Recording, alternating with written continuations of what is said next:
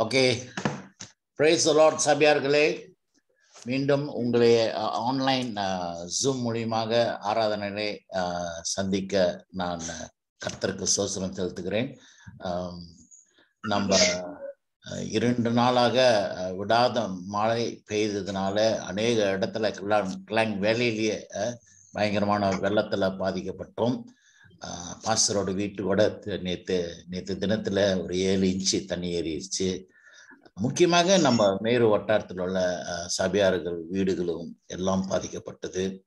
சிலர்கள் முட்டிக்கு மேலே கூட தண்ணி ஏறி போய் அநேக வீட்டில் பொருளுகள் சேதப்பட்டது. அவர்களுக்காக நம்ம அப்புறம் ஜெபிப்போம். அதனால மேரூரில் நம் சபை இருக்குது. அந்த சபைக்கு கூட சொல்ல முடியாத ஆன்லைன் மூலியமாக இன்றைக்கு நாம் ஆராதனை நாம் ஆராதனைக்குள்ளே செல்லுவோமாக. பிதா குமாரன் பரிசுத்தாவின் நாமம் நம்மை ஆசீர்வதித்துக்காவதாக. எங்க நல்ல ஆண்டவராக இயேசு கிறிஸ்துவே, இந்த காலை வேளையிலே எந்த ஒரு சூழ்நிலையில் இருந்தாலும் நீர் எங்க மத்தியிலே இருக்கிறேன் என்று நாங்கள் விசுவாசிக்கிறோம் ராஜா. இந்த கால வேளையிலே இதோ பாதிக்கப்பட்ட வெள்ளத்தினால நாங்க சபையில ஆராதிக்க முடியாத சூழ்நிலையில் இருந்தாலும் ஆண்டவரே இந்த ஆன்லைன் மூலியமாக உண்மை ஆராதிக்க என்னை கொடுத்த வாய்ப்புக்காக உங்களுக்கு நன்றி செலுத்துகிறோம் தேவனே. இந்த கால வேளையிலே இந்த திருச்சபையார்களுக்காக நாங்கள் ஜெபிக்கிறோம் தேவனே. பாதிக்கப்பட்ட சபையார்களை யாவரையும் ஆண்டவரே நீர் பாதுகாப்பு தேவனே. முக்கியமாக நான் ஷாலினி குடும்பத்துக்காக வருகிறேன், பிரதர் தேவாக்காக வருகிறேன், அதே போல செல்வி குடும்பத்துக்காக வருகிறேன் தேவனே. ராயப்பன் குடும்பத்துக்காக வருகிறேன், ரெஜினா வீட்டுக்கு, ரேச்சல் வீட்டுக்காக ஜெபிக்கிறேன் தேவனே. மேரூரில் இருக்கிற இந்த குடும்பங்களை எல்லாம் வீடுகள் பாதிக்கப்பட்டது. ஆண்டவரை இருந்த பொழுதும் நீர் எங்க மத்தியில் இருந்து எங்களை பாதுகாக்கிற அதுக்காக தோத்திரம். எந்த சேதங்கள் வந்தாலும் கர்த்தர் நீர் எங்களை இருக்கிற, எங்களை வழி நடத்துற, எங்களை காப்பாற்ற போற நீர் எங்களுக்கு போதுமானவராக இருந்த வழி நடத்துகிற விசுவாசிக்கிறோம். தொடர்ந்து இந்த கால வேளையில எல்லாரும் கலந்து கொண்டிருக்கிறவர்களும் அவர்களும் குடும்பத்தையும் ஆசீர்வதியும் எங்க ஆண்டவராகிய இயேசு ஒரு நாமத்தில் கேட்கிறோம், ஜீவனுள்ள பிதாவே, ஆமீன் ஆமீன். முதலாவதாக நாம் ஆண்டவருக்கு ஒரு துதி பாடல் நாம் பாடுவோமாக. ஆராதனை தேவன் நாயகன் நீர் என்ற பாடலை பாடி நம் தேவனுக்கு மகிமைப்படுத்துமாக. ஸ்கிரீன் தெரியுதா ஜான்சன்? தெரியுது. ஓகே, இந்த பாட்டு பாடுவோம்.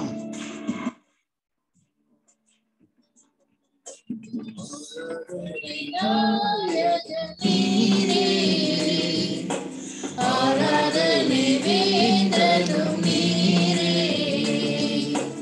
ஆராதனை நாயகன் நீரே, ஆராதனை வேந்தனும் நீரே. ஆயுள் முடியும் வரை உம்மை தொழுதிடுவே, ஆயுள் முடியும் வரை உம்மை தொழுதிடுவே. ஆராதனை நாயகன் நீரே, ஆராதனை வேந்தனும் நீரே.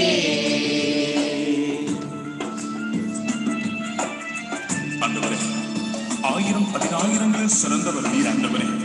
இந்த வேளையில உள்ளத்தின் ஆழத்திலிருந்து நாங்கள் உம்மை ஆராதிக்கிறோம், உம்மை நாங்கள் ஆராதிக்கிறோம்.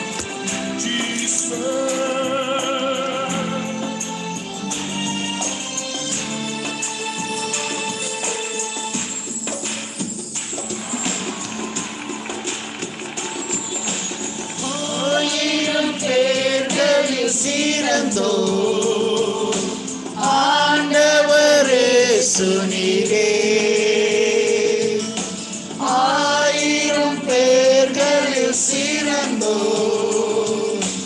ஆண்டவரே சுனிவே. வீரி வெள்ளியே பிரியம் நீரே, என்றும் தொழுதிடுவே.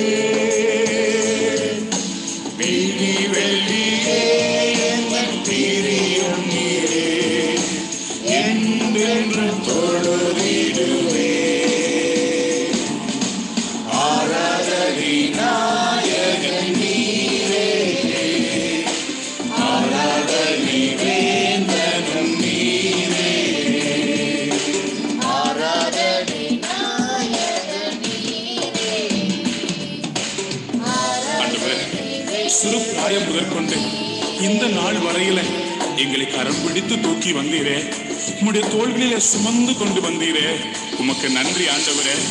ஒவ்வொரு நாளும் எங்களுக்கு உணவு உடை கொடுத்து எங்களை ஆதரித்து வந்தீரே. எல்லா ஜனங்களும் போற்றி துதிக்கிற தெய்வமே, உமக்கு நன்றி.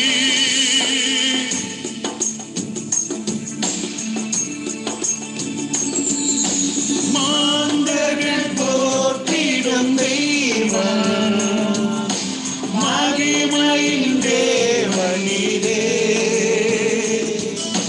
மாந்தர்கள் போற்றிடும் தெய்வம், மகிமையின் தேவனீரே.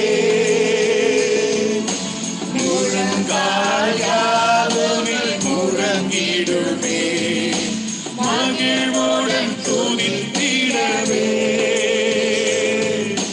முழங்கால் யாவுமில் முழங்கிடுமே, மகிழ்வுடன் துதித்திடவே. ஆராதனை நாயகன் நீரே, ஆராதனை வேந்தனும் நீரே. ஆராதனை நாயகன் நீரே, ஆராதனை வேந்தனும் நீரே.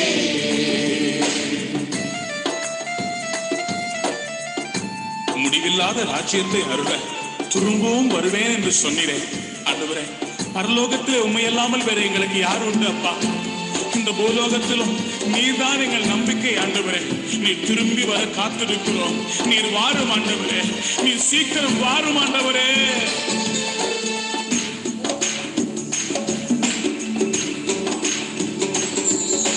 முடிவில்லா ராஜ்யம் அருள திரும்பவும் வருவேன் என்றே. முடிவில்லா ராஜ்யம் அருள திரும்பவும் வருவேன் என்றே. ஆயத்தமாய் நான் சேர்ந்திடவே, அனுதினம் வணங்கிடவே. ஆயத்தமாய் நான் சேர்ந்திடவே, அனுதினம் வணங்கிடவே. ஆராதனை நாயகன் நீரே, ஆராதனை வேந்தனும் நீரே. எல்லாரும் சேர்ந்து ஆராதனை நாயகன் நீரே, ஆராதனை வேந்தனும் நீரே. ஆயுள் முடியும் வரை உம்மை தொழுதிடுவே.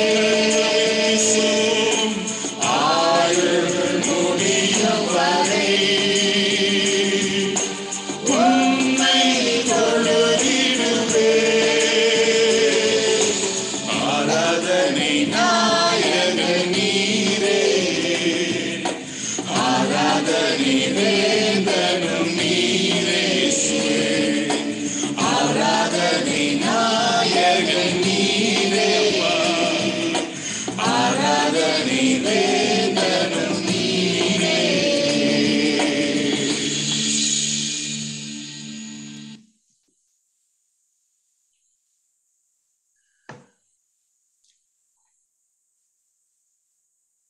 நம்மளோட பிதாவாகவும் கடவுளும் ஆண்டவராகிய இயேசு கிறிஸ்துவினாலும் உங்களுக்கு கிருபையும் சமாதானம் உண்டாவதாக. ஆமென். ஜெபம் செய்யுமாக. கர்த்தரே, இதோ இந்த கால வேளையிலே இந்த துதி பாடல் மத்தியிலே எங்களை ஆவின் மூலியமாக நடத்தினதுக்காக நமக்கு நன்றி செலுத்துகிறோம் தேவனே. விசேஷமாக இந்த கால வேளையிலே அநேகர் வந்து ஆராதிக்க ஆயத்தமாக இந்த நாள்ல ஆராதித்து கொண்டு இருக்கிறார் தேவனே. எல்லாம் திருச்சபையில நடக்கிற ஆராதனைகளும் ஆசீர்வதியும் தேவனே.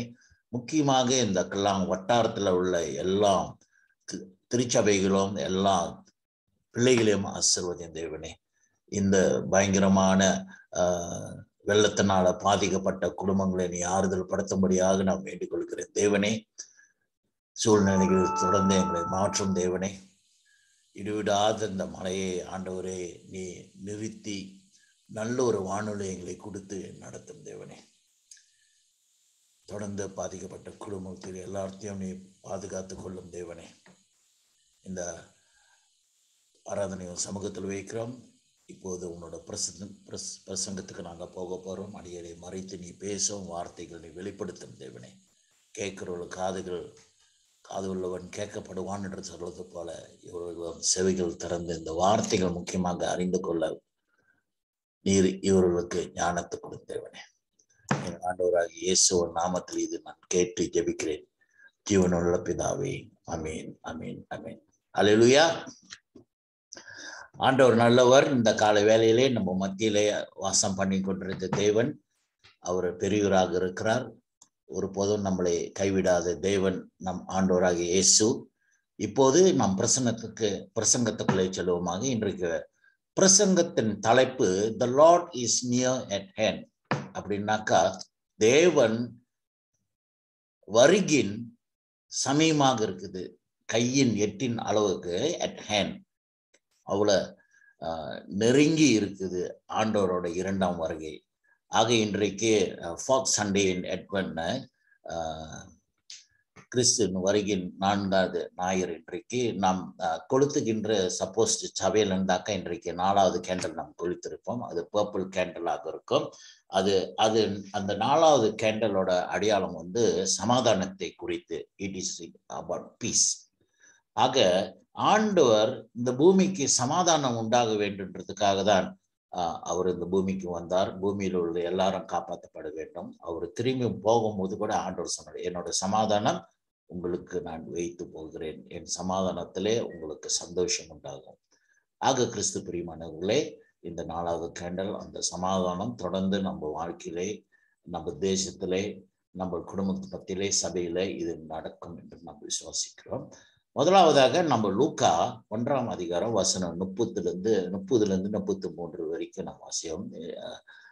Tajuk hari ini adalah Tuhan, katakan Tuhan adalah hampir. Okey, jadi tajuk khutbah kita hari ini adalah daripada Lukas 1 ayat 30 hingga 33. இது வாசிக்க நாம் கேட்போமாக.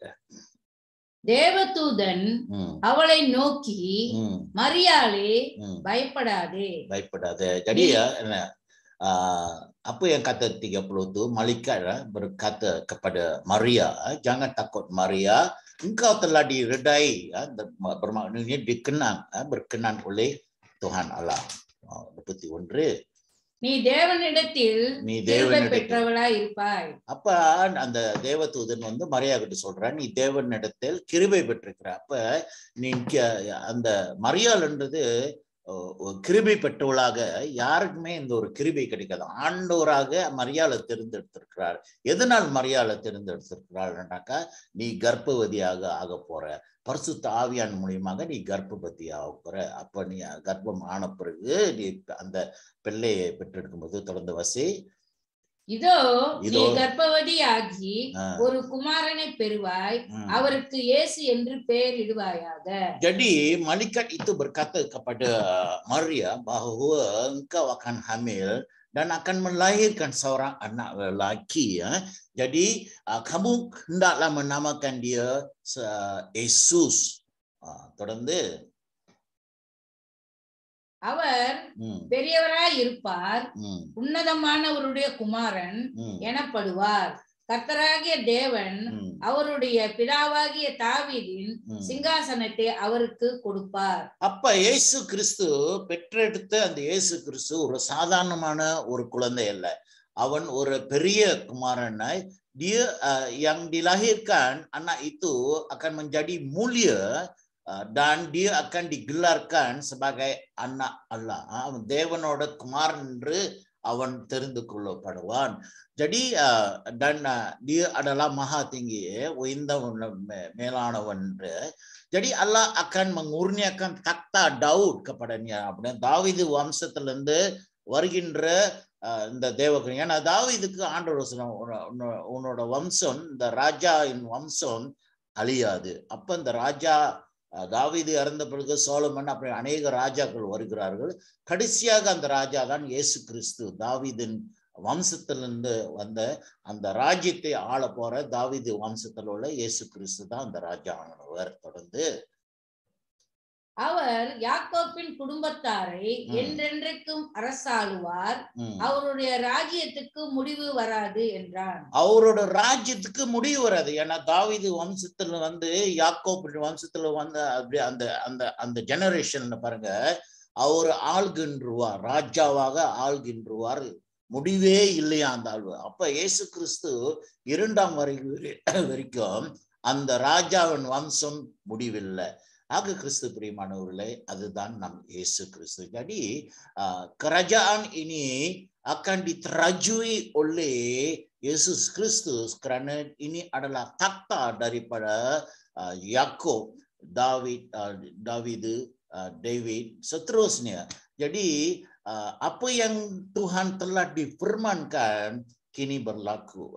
Jadi kini pun kita berkata Yesus Kristus adalah Raja Yesus Kristus. Kerana firman Tuhan mengatakan kerajaan dia akan kekal selama-lamanya sehingga kedatangan Yesus Kristus kedua. Agak Kristus bagaimana?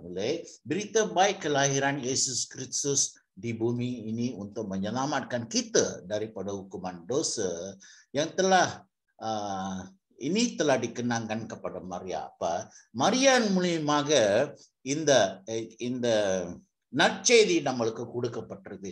ஏனென்றாக்கா நம் பழைய ஏற்பாடு இன்றைக்குள்ள பழைய ஏற்பாடு வசனம் நாம் வாசிக்கும் போது ஆண்டவர் ஒரு காரியம் அங்க ஒரு சம்பவம் அங்க நடக்குது. அது அந்த காரியத்தின் மூலியமாக நம்ம காப்பாற்றப்பட வேண்டும். வாசிங்க ஆதியாகமம் 3ஆம் அதிகாரம் வசனம் 14-15. Apa berlaku kerana melalui Maria kita diselamatkan kerana kelahiran Yesus Kristus ke bumi ini. Kerana sebelum ini kalau kita baca Kejadian 3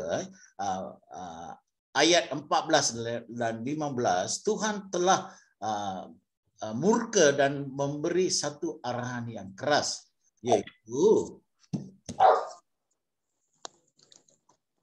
அப்பொழுது தேவனாகிய கர்த்தர் சர்ப்பத்தை பார்த்து, நீ இதை செய்யாதபடியால் சகல நாட்டு மிருகங்களிலும் சகல காட்டு மிருகங்களிலும் சபிக்கப்பட்டிருப்பாய். அப்ப ஆண்டவர் சபிக்கிறார் பாரு. இந்த இடத்துல பழைய ஏற்பாடுல நம்ம வாசிக்கும் போது மனிதனே ஆண்டவர் சபிக்கிறார். ஏன்னுனாக்கா இந்த பிசாசுனால, அந்த சர்ப்பத்தினால, the evil, the Satan. ஏன்னா ஏவாள் ஆண்டவரோட வார்த்தைக்கு கீழ்ப்படியாமல் அந்த சர்ப்பத்தின் அந்த சாத்தானோட பேச்சு கேட்டு மயங்கி ஏமாந்து போனாள். அப்ப ஆண்டவர் கண்டிக்கிறாருங்க. அந்த கண்டிப்பு தான் இங்க சபிப்பு.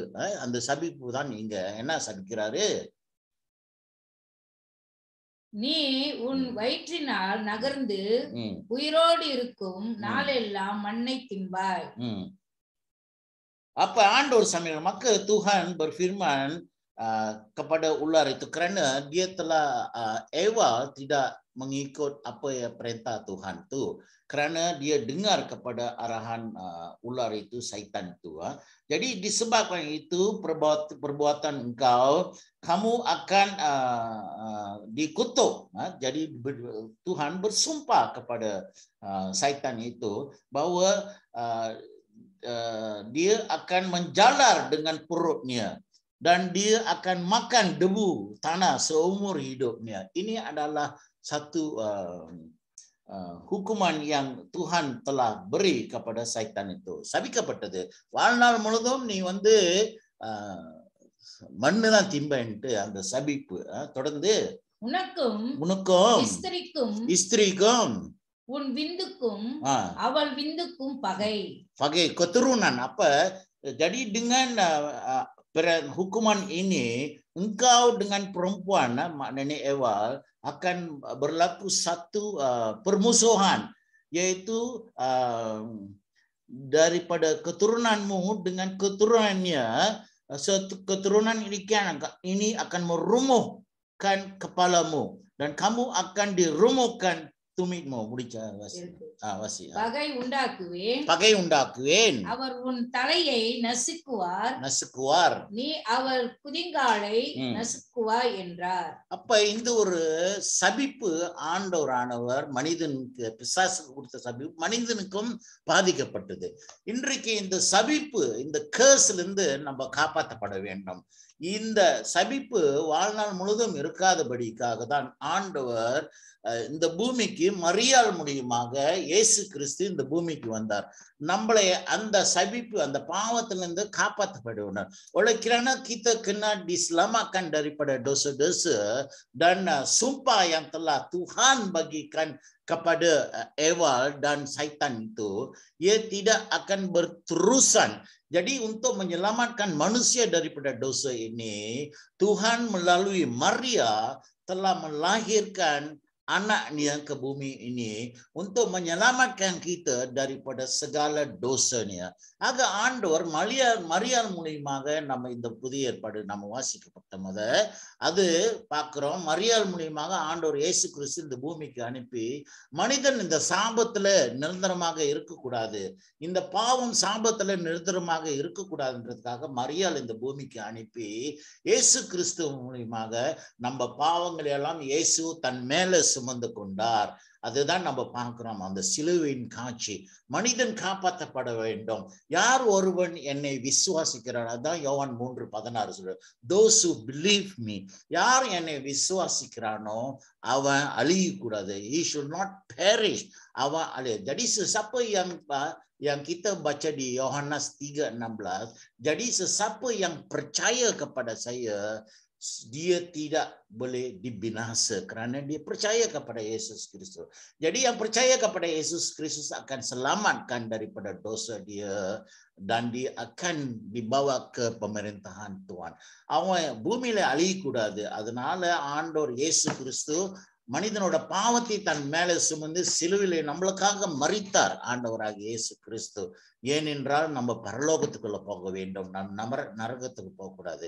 ஆக இன்றைக்கு கிறிஸ்து பிரியமானவர்களே, அந்த காலத்துல இயேசு செய்த இந்த ஊழியத்தை எல்லாரும் ஆண்டவராக இயேசு கிறிஸ்து ஏற்றுக்கொள்ள அநேகர் கூட ஆண்டவர் விரோதமாக காரியங்கள் செய்தார்கள். ஆண்டவர் இயேசு கிறிஸ்து நம்ம பார்க்கிறோம், இறுதியிலே அவரை கைது பண்ணி தப்பான சாட்சி சொல்லி அவருடைய சிலுவையை போட்டு ஆண்டவரை மரண தண்டனை கொடுத்தார்கள். ஆக கிறிஸ்து பிரியமானவர்களே, இன்றைக்கு நம்மளுக்கு ஆண்டவர் முதல் வருகிலே அவர் நம்மளுக்காக பாவத்துக்காக பூமிக்கு வந்தார். நம்மளை பாவத்திலிருந்து காப்பாற்றப்பட வேண்டும் என்றார். ஆண்டவர் சிலுவிலை மறித்து எடுத்துக்கொள்ளப்பட்டார். மீண்டும் வருகை போறார். ஆண்டவர் இரண்டாம் வருகை அவர் வர போறார்.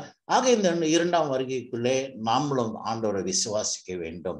அவர் இரண்டாம் வருகையிலே ஆண்டவர் நம்மளை நியாய தீர்ப்புக்காக வருகிறார். முதல் வருகையிலே நம்ம பாவத்துக்காக அவர் பூமிக்கு வந்து நம்ம பாவ மன்னிப்பு கொடுக்க, இன்றைக்கும் ஆவியானவர் மூலியமாக நம்மளுக்கு அந்த பாவ மன்னிப்பு உண்டு. ஆண்டவர் வழி நடத்துகிறார். இனியும் அந்த காலத்துல இயேசு வாழ்ந்த காலத்துல அவரை வந்து எல்லாரும் ஏற்றுக்கொள்ளல. இன்றைக்கு வேத வசனத்தின் மூலியமாக உங்களுக்கு இந்த வாய்ப்பு கொடுக்கப்பட்டிருக்குது. நீங்களும் ஆண்டவர் விசுவாசித்த அவர்கள் இஸ்ரேல் மக்கள் யூத மக்கள் செய்தது போல நீங்களும் செய்யாதுங்க. நீங்க ஆண்டவர் இயேசு விசுவாசிங்க, உங்களுக்கு அந்த வாய்ப்பு உண்டு. ஆண்டவர் இரண்டாம் வருகைக்குள்ளே நீங்க ரட்சிக்கப்பட வேண்டும். ஆண்டவர் இயேசு நீங்க விசுவாசிக்க வேண்டும். Jadi sebelum kedatangan Yesus Kristus kedua, karena kedatangan Yesus, sebelum kedatangan Yesus Kristus kedua, Anda diberi peluang sekali lagi untuk berinsaf dan percaya kepada Yesus Kristus. Bertaubatlah daripada dosa kamu sebelum kedatangan Yesus Kristus kedua. Jadi apa yang Paulus berkata di sini, bergembiralah kamu karena Yesus Kristus akan datang kali kedua untuk menyelamatkan kita daripada dosa. Jadi sesiapa yang masih percaya kekal kesetiaan dia kepada Yesus Kristus akan dijatuh hukuman dan diadili dan dibawa balik ke pemerintahan. Aga ஆண்டவர் கிறிஸ்து இயேசு பிரியமானவர்களே, பவுல் அதுதான் இன்றைக்கு நான் நிருப பகுதியிலே வாசிக்கும் போது சொல்கின்றார். நீங்க சந்தோஷப்படுங்க, ஆண்டவர் இரண்டாம் வருகைக்கு நீங்க மிகவும் சந்தோஷப்படுங்க. அவர் இரண்டாம் வருகை வரைக்கும் நம் விசுவாசத்துல பாதுகாத்து இருக்கும்போது விசுவாசத்தினால் நீதிமான் பிழைப்பான்றது போல நாம் தொடர்ந்து விசுவாசத்தில் இருக்கும்போது நம்ம பிழைப்போம், பரலோகத்துக்குள்ள நம்ம போவோம். இப்போது பவுல் என்ன சொல்ல வருகிறார் என்று பார்ப்போம். பிலிப்பியர் 4ஆம் அதிகாரம் வசனம் 4 7 வரைக்கும் நம்ம கேட்போமாக. 4 7 பிலிப்பியர் 4 14 17. ஓகே ஓகே இல்ல 4 7 வசி.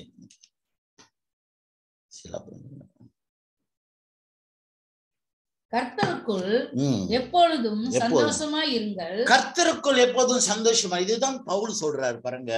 ஆண்டவர் 2ஆம் வருகை சமயமா இருக்குது, அதனால ஆண்டவருக்குள் நீங்க எப்போதும் சந்தோஷமா இருக்குன்ட்டு பவுல் சொல்றாரு. மீண்டும் நான் சொல்கிறேன், நீங்க சந்தோஷமா இருக்குன்ட்டு பவுல் சொல்றாரு. தொடர்ந்து வாசி. சந்தோஷமா இருங்கள் என்று மறுபடியும் சொல்லுகிறேன். Marbodium சொல்றா. Jadi Paulus berkata di sini, bersukacitalah dalam Tuhan sentiasa.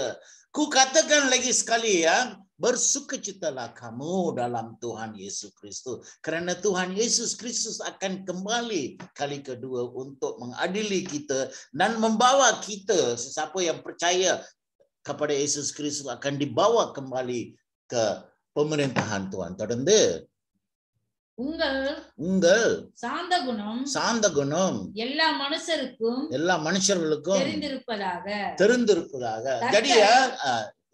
Jadi Tuhan berkata, sikapmu yang lemah lembut itu mesti diketahui oleh semua orang. எல்லாருக்கும் தெரியும் உன்னோட சாந்த குணம். நீங்க கிறிஸ்துவின் பிள்ளை, கிறிஸ்துவின் சாட்சி உங்களுக்குள்ள, அந்த சாந்த குணம் உங்களுக்குள்ள இருக்கும்போது அந்த சாந்த குணம் எல்லாத்துக்கும் தெரிய வேணும். ஏனென்றால் கர்த்தர் சமீபமா இருக்கிறார். Tuhan ada berhampiran. Karena itu Anda kena tunjuk sikap yang lemah lembut kepada semua orang. Sikap yang lemah lembut itu ada di dalam Yesus Kristus. Jadi apabila engkau bersikap sedemikian, bermaknanya Yesus Kristus ada dalammu. Sikap Yesus Kristus itu ada dalammu. Jadi orang akan percaya bahwa pengikut-pengikut Yesus Kristus, sesiapa yang mengikut Yesus Kristus adalah orang yang baik. Jadi dengan sikap lembutmu, உன்னோட சாந்த குணம் மூலமாக அநேகர் பார்க்கிறார்கள், இவன் கிறிஸ்துவின் பிள்ளை, இவன் கிறிஸ்துவின் பின்பற்றான். அந்த அன்பு, அந்த பாசம், அந்த பொறுமை இவனுக்குள்ளே காணப்படுது. இது எல்லாம் இயேசு கிறிஸ்து கிட்ட இருக்குது. ஏன்னா நம் தேவன் இரக்கமுள்ள தேவன். அப்ப இந்த கொள்கை உன்கிட்ட இருக்கும்போது பார்க்கிறவர்களும் அவர்கள் இயேசுவை விசுவாசிப்பார்கள். ரொம்ப நல்லவங்களா அங்க இருக்கிறாங்க, இயேசு பின்பற்றுவர்களெல்லாம் நல்லவர்கள் என்று அவர்களும் விசுவாசிப்பார்கள். தொடர்ந்து நீங்கள் ஒன்றுக்கும் கவலைப்படாமல், ஆண்டவர் சொல்றாரு பாருங்க, பவுல் விளக்கமாக சொல்றாரு, எந்த ஒரு சூழ்நிலை, எந்த ஒரு காரியம் இருந்தாலும் எதுக்கு நீங்க கவலைப்பட. Jangan kamu bimbang apa berlaku kepada kamu, apa yang kamu tengok pada sekarang. Mungkin dalam 2-3 hari ini hujan lebat, rumah kamu telah dibanjiri, tapi jangan kamu bimbang apa yang berlaku di keliling Anda. உன்னை சுத்தி இந்த வெள்ளம் வந்தது, இந்த கொடூரமான Covid வந்தது, இதெல்லாம் பார்த்து நீங்க கவலைப்படாதுங்கன்னு ஆண்டவர் சொல்றாரு. அதுக்கு பவுல் தொடர்ந்து என்ன சொல்றாரு, நீங்க என்ன செய்ய வேண்டும்னாக்கா, எல்லாவற்றையும் குறித்து உங்கள் விண்ணப்பங்களை, உங்களோட விண்ணப்பத்தையும் சோஸ்திரத்தோட ஜெபத்தினாலும், தொடர்ந்த ஜெபத்தோடு வேண்டுதலினாலும் தேவனுக்கு தெரியப்படுத்துங்கள். எந்த ஒரு நல்ல கெட்டது நடந்தாலும் ஆண்டவருக்கு நீங்க தொடர்ந்து ஜபம் பண்ண வேண்டும். நீங்க ஆண்டவரோட ஜபம் பண்ண வேண்டும், ஒரு உறவை நீங்க வைக்க வேண்டும். ஆண்டவர்கிட்ட நீங்க விண்ணப்பத்தை சொல்ல வேண்டும், உங்களோட தேவை என்ன என்று நீங்க சொல்லணும். ஆண்டவர் நல்லது செய்திருக்கிறார் இது வரைக்கும், இன்றைக்கு ஆண்டவர் உங்களுக்கு உயிர் கொடுத்திருக்கிறார், அதுக்காக நீங்க நன்றி சொல்லணும். Jadi segala hal apa berlaku pun kamu serahlah kepada Tuhan, kamu percayalah kepada Tuhan. Jadi apa Paulus berkata ini, dalam hal ini pun baik buruk pun kamu berdoa kepada Tuhan, kamu memohon kepada Tuhan. Bila kebaikan berlaku kepada kamu, kamu mengucapkan kesyukuran kepada Tuhan kerana dan beritahu hasratmu kepada Tuhan. Apa hasrat kamu? உன்னோட விண்ணப்பம் என்னவென்று ஆண்டவர் சமூகத்திலே நீ வைத்து ஜெபம் பண்ணுன்னு பவுல் இன்றைக்கு உங்களுக்கு சொல்றார். தொடர்ந்து அப்பொழுது எல்லா புத்திக்கும் மேலான தேவ வசனம் உங்கள் இருதயங்களிலும் சிந்தைகளிலும் கிறிஸ்து இயேசுவுக்குள்ளாக காத்துக்கொள்ளும். ஆக தேவ சமாதானம் உங்க இருதயத்திலும் உங்க சிந்தையிலும் இருக்கும்படியாக நீங்க காத்துக்கொள்ளணும். ஆண்டவராக இயேசு கிறிஸ்து jadi sejahtera Allah Tuhan, the peace of God yang melebihi pengertian manusia, sindiki melagom akan memelihara hati kamu dan fikiranmu dalam Kristus Yesus. Jadi apa yang berlaku sekarang dalam dunia ini, jangan kau bimbang kerana Tuhan Yesus Kristus masih ada bersama kita melalui Roh Kudus. ஆவியான மூலியமாக ஆண்டவர் நம்ம மத்தியில் இருக்கிறார். சூழ்நிலைகள் தொடர்ந்து என்ன நடந்தாலும் ஆனா அந்த சூழ்நிலை மாத்துகின்ற தேவன் நம் ஆண்டவராகிய இயேசு கிறிஸ்து. அவரை நீங்க விசுவாசிங்க. ஆக ஆண்டவர் இதுதான் சொல்றார், உங்களோட சிந்தைக்கு மேலாக அவரோட சமாதானம் உங்களோட இருக்குது. The peace of God is in you. Jadi kesejahteraan Tuhan ada bersama kamu. Apa berlaku kamu jangan kamu risau. Tuhan ada bersamamu. Jadi di sini dengan akhirnya ini dia kena சொல்றேன், rejoice in the Lord, bersukacitalah dalam Tuhan selalu. Apa datang pun, apa berlaku pun, kamu bersukacita kerana Tuhan Yesus melalui Roh Kudus ada pada kita. ஆக நீங்க எப்போதுமே கம்பீரமாக சந்தோஷமாக இருங்க. என்ன சூழ்நிலைகள் இருந்தாலும் ஆண்டவர் சூழ்நிலையை மாற்றுகின்ற தேவனாக இருக்கிறார். ஆக ஆண்டவர் இயேசு கிறிஸ்து உங்க மத்தியில் இருக்கிறார். இன்றைக்கு ஆண்டவர் இரண்டாம் வருகை சமயமா இருக்குது. அது குறித்து நீங்க சந்தோஷப்படுங்க. ஆண்டவர் வெகு சீக்கிரமாக வர போறார். kedatangan Yesus Kristus hampir tiba. Jadi bersukacitalah kamu kerana kedatangan kedua. Selepas itu kita akan bawa ke pemerintahan Tuhan. Siapa yang masih percaya sehingga kedatangan kedua, dia akan dibawa ke pemerintahan Tuhan. Itulah Paulus mengingati kita supaya kekal setia kepada Tuhan. Jadi sebagai anak Tuhan, kamu haruslah berlemah lembut. நீங்க சாந்த குணமாக இருக்க வேண்டும். விசுவாசத்தில் தொடர்ந்து நீங்க பலன் அடைய வேண்டும். ஆண்டவர் இரண்டாம் வரைக்கும் நம்ம ஆண்டவர் சோலமனுக்கு சொல்கிறார், the second Chronicles 2 Tawarik 7:14, Tuhan berkata kepada Solomon ketika dia nak dedikasikan kuil yang telah dia bina itu, apa Tuhan berkata kepada Yesus? ஆண்டவர் சோலமன் தன் கட்டண ஆலயத்தை ஆண்டவருக்காக அவர் அர்ப்பணிக்க போறார் பாருங்க, டெடிகேஷன். அது செய்யும்போது ஆண்டவர் அவர் சோலமனுக்கு சொன்ன காரியங்கள் இது இப்ப வாசிக்க நம்ம கேட்போமாக. கொரிந்தியன் இல்ல மத இது என்னது குரோனிக்கல்ஸ், ராஜாக்கள் முடிஞ்சது.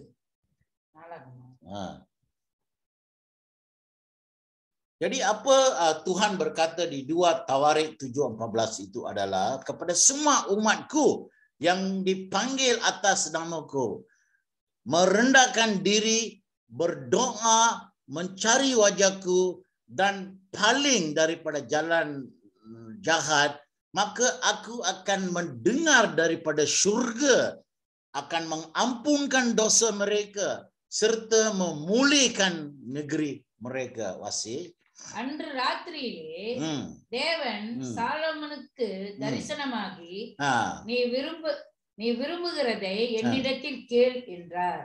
அப்ப தேவன் பிறகு தரிசனம் மூலமாக சோலமனுக்கு வெளிப்படுத்தி நீ என்ன விரும்புகிற அதை நீ கேள் என்று சொல்கிறார். தொடர்ந்து சோலமன் தேவனை நோக்கி, தேவரீர் என் தகப்பனாகிய தாவீதுக்கு என்ன 7:14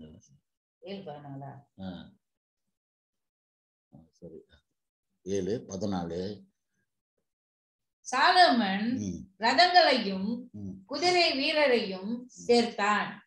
அவனுக்கு 1400 ரதங்களும் இருந்தது. நாளாகமம் 2 நாளாகமம் தானே?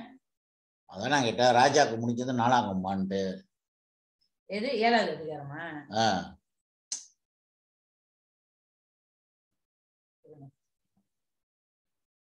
14.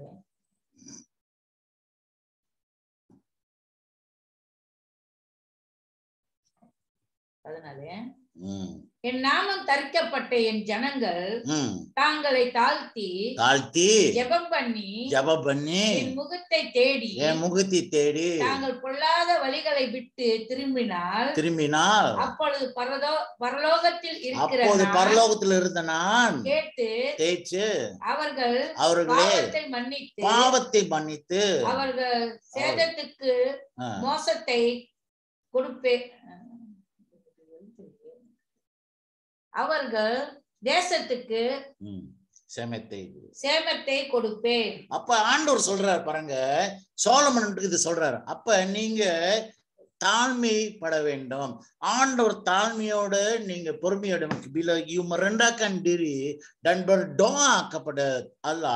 ஆண்டவரை நோக்கி நீங்க ஜெபம் பண்ணும்போது ஆண்டவர் உங்க முகத்தை பார்க்கிறார். நீங்க உங்க பொல்லாத வழிகள் விட்டு நீங்க திரும்பும் போது ஆண்டவர் உங்களோட ஜெபத்தை கேட்கிறார். பரலோகத்துல இருந்து ஆண்டவர் கேட்கிறார். அப்ப ஆண்டவர் உங்க பாவத்தை மன்னிக்கிற தேவனாக இருக்கிறார். இன்றைக்கு அதே சூழ்நிலை நம்மளுக்கு சுத்தி எது நடந்தாலும் ஆண்டவர் நோக்கி நீங்க ஜெபம் பண்ணுங்க. உங்க பாவ வழிகள் விட்டு நீங்க விலகி ஆண்டவர் நோக்கி நீங்க தேடும் போது ஆண்டவர் உங்களுக்கு பாவ மன்னிப்பு கொடுத்து நீங்க வாழ்கின்ற தேசத்தை உங்க வீட்டுக்கும் சரி, வீட்டுல இருந்து பாவத்தை எல்லாத்தையும் மன்னித்து உங்க வீட்டு காரியத்தை உங்க வீட்டையும் குடும்பத்தையும் ஆண்டவர் ஆசீர்வதிக்கிறார் என்று இந்த வாக்குத்தத்தமாக ஆண்டவர் சொல்ல. ஆக இன்றைக்கு கிறிஸ்து பிரியமானவர்களே, ஆண்டவர் முக்கியமாக உங்களை என்ன கேட்கிறார்? நீங்க ஆண்டவரோட ஜெபத்தின் மூலியமாக நல்ல ஒரு உறவை வைத்திருங்க. உங்க ஜெப நேரத்தை நீங்க கூட்டுங்க. Jadi kamu diminta oleh Tuhan supaya berdoa berkomunikasi dengan Dia. Jadi melebihi doa kamu dalam segala keadaan. எந்த சூழ்நிலைகள் இருந்தாலும் நீங்க ஆண்டவர் நோக்கி jangan kamu risau dan khawatir. நீங்க கவலைப்படாதீங்க ஆண்டவர் சொல்றாரு. எந்த சூழ்நிலைகள் இருந்தாலும் ஆண்டவர் நோக்கி நீங்க பார்த்து ஆண்டவருக்கு நன்றி சொல்ல வேண்டும். kamu kena bersyukur, mengucapkan syukur kepada Tuhan ke atas segala kebaikan yang Dia telah buat. Jadi sebelum kedatangan Yesus Kristus kedua, ஆண்டவர் இரண்டாம் வருகைக்கு முன்னுக்கு உங்களை ஆண்டவர் பாவம் மன்னிப்பிலிருந்து விடுதலை ஆக்க வேண்டும். நீங்க மனம் திரும்ப வேண்டும். ஆண்டவர் விட்டு விலகி போனாலும் நீங்க மீண்டும் ஆண்டவருக்குள்ள வர வேண்டும். இரண்டாம் வருகை சமயமா இருக்குது. Because the second coming of Christ is near. ஆண்டவர் வருகை சமயமா இருக்குது. அதுக்கு நீங்க ஆயத்தமா இருக்கணும். ஆக கிறிஸ்துவர்களை இறுதியாக என்ன சொல்லுவேன்னாக்கா, ஆண்டவர் நீங்க விசுவாசிங்க, ஆண்டவரை நீங்க நம்புங்க. உலகத்துல பல போராட்டங்கள் உண்டு. banyak cabaran ada di dunia ini. Jadi kamu kekal berdoa dan mohon pertolongan daripada Tuhan Yesus Kristus. Melalui Roh Kudus Tuhan Yesus Kristus akan membantu. ஆவியான மூலியமாக உங்களுக்கு எந்த சூழ்நிலைகள், எந்த பிரச்சனைகள் இருந்தாலும், நோய்கள் விழுந்தாலும், பிரச்சனைகள் விழுந்தாலும், கடன்ல விழுந்தாலும், வேலை இடத்துல சமாதானம் இருந்தாலும் ஆண்டவரை நோக்கி நீங்க ஜெபம் பண்ணுங்க. ஆவியான மூலியமாக ஆண்டவர் உங்களை ஆசீர்வதிப்பாராக. நன்றி சொல்லுவர்களாக நீங்க காணப்பட வேண்டும். கர்த்தர் நல்லவர். அவர் ஒருபோதும் உங்களை கைவிடாத தேவனாக இருக்கிறார். ஆக கிறிஸ்து பிரியமானவர்களே, ஆண்டவருக்கு உண்மையாக இருங்க. Jadi kamu bersyukur dan berterima kasih apa yang Tuhan minta supaya kamu kekal bersama Yesus Kristus, setia kepada Yesus Kristus sehingga kedatangan kedua Dia. Dia akan datang dan mengadil kamu dan akan membawa kamu pemerintahan. ஆண்டவர் உங்களை பரலோகத்துக்குள்ள மீண்டும் எடுத்துக்கொள்வார். ஆண்டவருக்குள்ள நீங்க உண்மையா இருக்கும்போது ஆண்டவர் உங்க விண்ணப்பத்தை, உங்க ஜெபத்தை கேட்கிற தேவனாக இருக்கிறார்.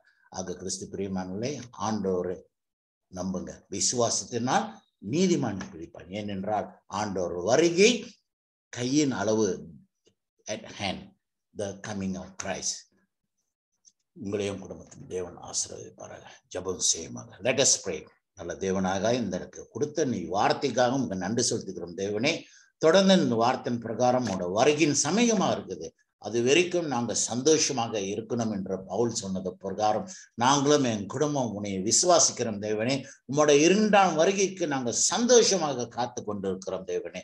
நாங்க பரலோகத்துக்குள்ள உன்னிடத்தில் பங்கு கொள்கிறோம். உன்னோட விருந்துல நாங்களும் பங்கு கொள்ளும், உங்களோட ராஜ்யத்துல எங்களுக்கு இடம் கொடுக்குறேன் என்று சொன்னது பிரகாரம் அதுல நாங்க சந்தோஷப்படுகிறோம். தேவனே, தொடர்ந்து எங்களை பலப்படுத்தும், ஆசீர்வதியும். முக்கியமாக எங்க மேரு வட்டாரத்தை நீ ஆசீர்வதியும், எங்க சபையை நீ ஆசீர்வதியும்.